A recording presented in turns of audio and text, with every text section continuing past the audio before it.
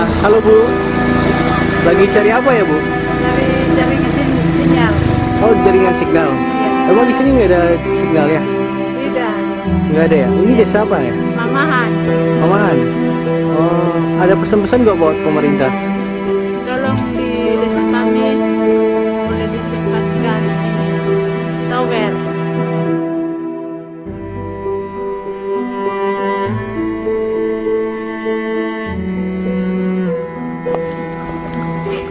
Bu, lagi cari apa ya Bu? Dari signal. Oh, lagi cari signal ya? Emang signal di sini susah ya?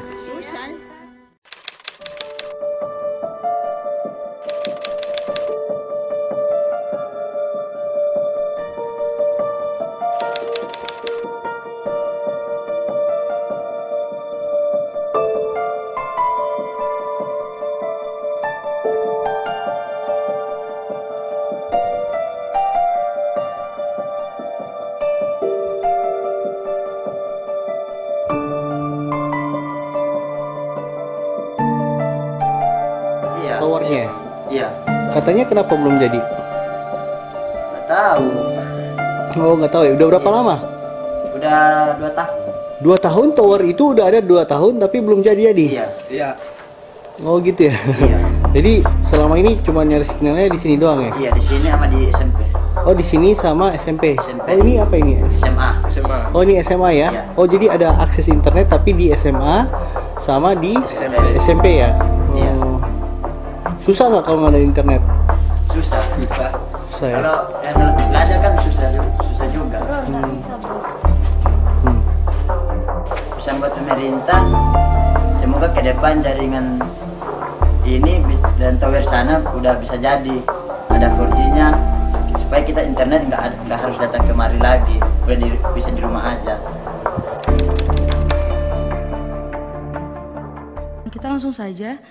Dari tadi saya diberikan pemaparan soal program-program yang sudah dilaksanakan, semua juga berbasis digital, banyak sekali kegiatan-kegiatan, aplikasi yang dikembangkan, ada juga dukungan-dukungan yang sudah dilakukan Kominfo, tapi kami tidak mendapatkan di sini soal bagaimana pendekatan penanganan Kominfo terhadap upaya diseminasi informasi dan komunikasi seperti apa yang dilakukan untuk memastikan segala informasi dan sosialisasi yang dilakukan dalam menjangkau masyarakat yang berada di blank spot atau di daerah yang tidak tersentuh signal atau daerah yang blank spot karena sudah ada palaparing tapi tidak ada provider yang mau menjalankan itu. Dan bagaimana ini semua jauh-jauh itu ya Pak, aplikasi Peduli Lindungi mungkin tidak bisa dibuka di daerah-daerah terpencil yang memang sudah terdampak COVID, karena memang walaupun ada banyak kasus-kasus corona di kota-kota besar dan kota-kota padat penduduk, tapi daerah-daerah yang berada di gugus-gugus kepulauan juga membutuhkan perhatian dari Kominfo. Jangan sampai kan kita lihat udah banyak hoaks yang tersebar di masyarakat, apalagi hoaks mengenai diskriminasi pelayanan publik dan tebang pilih, mau yang gampang saja kalau pemerintah untuk melakukan pekerjaan itu dan memberikan perhatian terhadap satu daerah itu, mau daerah yang dekat-dekat saja, mau daerah-daerah yang memang sudah banyak penduduknya, sudah banyak tertolong. Tetapi daerah-daerah yang terpencil, yang kondisi geografisnya sulit, ini malah jauh-jauh untuk menerima ini ya, menerima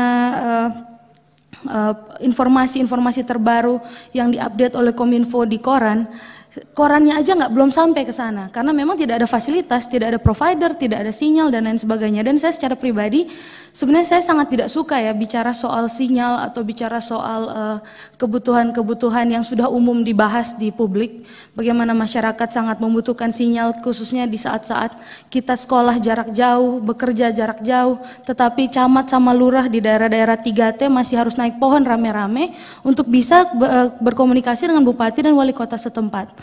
Jadi bagaimana saya ingin sekali dapat satu insight ya yang lebih apa saja yang sudah dilakukan oleh Kominfo, karena ini menurut saya ini jauh lebih penting dibandingkan kita membuat webinar, aplikasi-aplikasi dan lain sebagainya. Ini jauh lebih penting karena ini bicara pemerataan pembangunan. Kalau misalnya kita bisa memberikan fasilitas-fasilitas terkait dengan aplikasi, terkait dengan software, terkait dengan pelayanan publik via online, bagaimana masyarakat di daerah blank spot, di daerah-daerah yang belum cukup kuat sinyalnya, itu bisa kemudian mendapatkan sentuhan dari Kominfo. Itu pertama. Dan yang juga saya ingin tanya dalam ikut sertanya Kominfo dalam upaya untuk menopang Indonesia yang saat ini mungkin sedang struggle, ada ekonomi yang merosot gitu kan. Bagaimana Kominfo ini juga ikut memberikan dukungan ya terhadap sektor-sektor ekonomi di daerah, kembali lagi di daerah-daerah yang mungkin signalnya belum kuat, daerah-daerah yang belum banyak tersentuh. Mungkin mereka belum zona hitam, tapi mereka masih zona merah di sana. Tapi kalau kita biarkan terus tanpa sinyal, tanpa informasi, mereka terpaksa akan kembali lagi harus berkumpul, mereka akan terpaksa kembali lagi melaksanakan kegiatan belajar mengajar face to face, dan kemudian jangan sampai kita tunggu di daerah yang tidak ada sinyal, tidak ada internet, tidak ada fasilitas publik, dan kemudian misalnya PLN-nya masih mati setengah jam dalam setengah hari dalam 24 jam itu, jangan sampai kita tunggu mereka jadi zona hitam, karena ketika mereka sudah jadi zona hitam sudah tidak akan tertolong lagi dan Kominfo sudah tidak akan punya andil lagi di dalam. Jadi itu juga saya ingin tahu soal bagaimana upaya Kominfo berkomunikasi dengan para provider ya, para provider yang selama ini pemerintah kemarin sudah membangun palaparing itu sampai ke pelosok-pelosok, program-program sudah dilaksanakan, sekarang palaparingnya udah ketanam nih, tapi belum ada sinyalnya juga. Itu kenapa? Kenapa belum ada mungkin sebagian daerah udah ada nih Telkomsel, tapi di daerah yang lain jauh-jauh Telkomsel, mungkin Telkom yang lain-lain juga belum ada kali gitu. Dan ini membuat kita heran ya, karena kemarin sudah ada program yang namanya Indonesia Bebas Blank Spot ya. Kalau tidak salah 2018 itu dari Kominfo, Indonesia Merdeka Blank Spot itu sudah diupayakan dari beberapa tahun yang lalu, dan setelah pembangunan itu follow up seperti apa yang sudah dilaksanakan.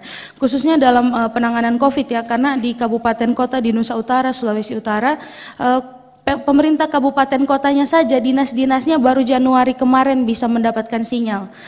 Sekedar info, biaya sinyal untuk di kabupaten seperti Talaut dan Nusa Utara itu kita tarik per meter 300.000 per meter. Jadi kalau dia towernya misalnya dia 1 kilometer ya tinggal dikarit 300.000 ya. Kemarin mau pasang IndiHome, dan ini juga terjadi pada saya secara pribadi, bukan hanya kepada masyarakat. Dan itu juga terjadi pada dinas-dinas. Bagaimana Indonesia bisa merdeka blank spot dengan situasi seperti ini begitu.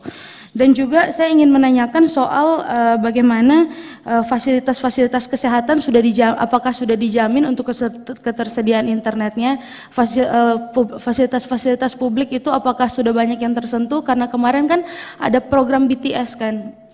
BTS ini katanya difokuskan ke daerah-daerah yang bisa diakses oleh publik, tetapi masih banyak rumah sakit ya, kita jauh-jauh bicara sinyal, mungkin memang air sama listrik aja masih susah ya, tetapi bagaimana Kominfo, siapa tahu Kominfo bisa lebih dulu bergerak menjangkau fasilitas-fasilitas publik ini, supaya setidak-tidaknya masyarakat bisa lebih aman ketika ada kebutuhan ambulans misalnya. Akhirnya masyarakat di daerah-daerah terpencil ini bisa mulai menggunakan internet, mungkin membooking ambulans, atau mungkin menelpon rumah sakit, atau mungkin home care dan lain sebagainya. Juga bagaimana soal fasilitas dari Kominfo yang mungkin ada kerjasama seperti apa mungkin dengan pemerintah daerah dalam rangka menangani COVID seperti ini, karena kita butuh sekali kementerian seperti Kominfo ini bisa ada hubungan yang bagus dengan kepala-kepala daerah supaya bisa mensinergikan apa yang bisa dibangun bersama-sama demi kepentingan masyarakat. Mungkin itu saja, jadi saya minta jawabannya. Terima kasih.